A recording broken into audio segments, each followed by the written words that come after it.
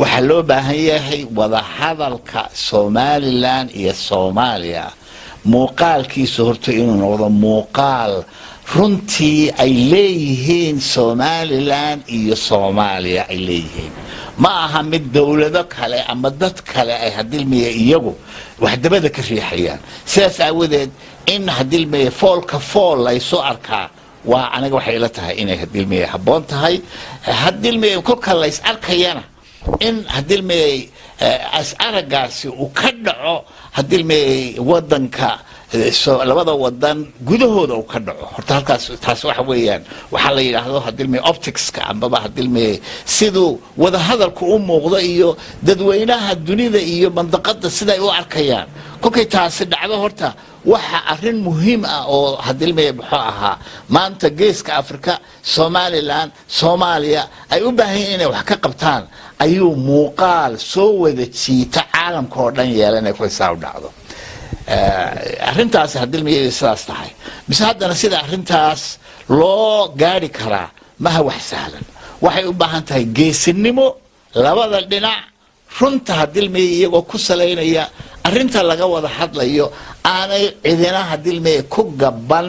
hadilmiye muxuu ahaa arrimo hadilmiye iska ah hadilmiye muxuu ahaa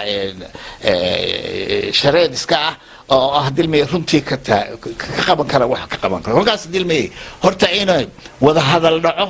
oo toos ah oo inuu ka dhaco hadilmiye wadanka amba ha noqdo wadanka Soomaaliya amba Somaliland hadilmiye ayaa hadilmiye muhiim ah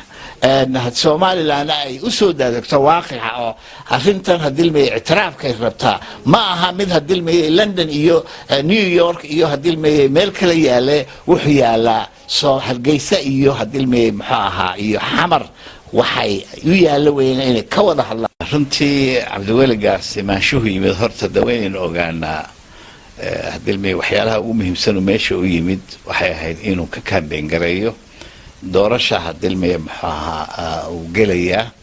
kulkaas hadilmiye doorashadiisa horta meesha keentay ay andarana waxa hadilmiye goboladaas Sool iyo Sanaag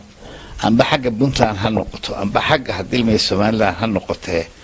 wax looma qabtay hadilmiye waxyaalaha laga doonayo kolka ay dadka wax doonaya ay doonayaan in la doorto ayuu baa la tagaa Somaliland saasay u tagtaa waqtiga hadilmiye doorashooyinka maantana hadilmiye maxaa aniga waxay la tahay Cabdiweli Gaas arrintu arrimuhu yimid ma dhaafsana hadilmiye campaignkiisa waa jirta hadilmiye mashaariic u soo qaaday mashaariicdana dawaa loo baahan yahay oo dadka ka faa'iideysanaya waxaana laga maarmaana hadilmiye muxuu ahaa hadilmiye muxuu ahaa Puntland iyo Somaliland waxay ku hirdimayaan hadilmiye xagga Sool iyo Sanaag weyn ogsoonahay Puntland ay sirnimay sheeganaysaa Somaliland hadilmiye muxuu ahaa waqtigii hadilmiye xorriyadda la qaatay Somaliland iyo Soomaaliya ayaa hadilmiye muxuu ahaa isku darsamay Sool iyo Sanaagna waxay ka mid yihiin hadilmiye muxuu ahaa Somaliland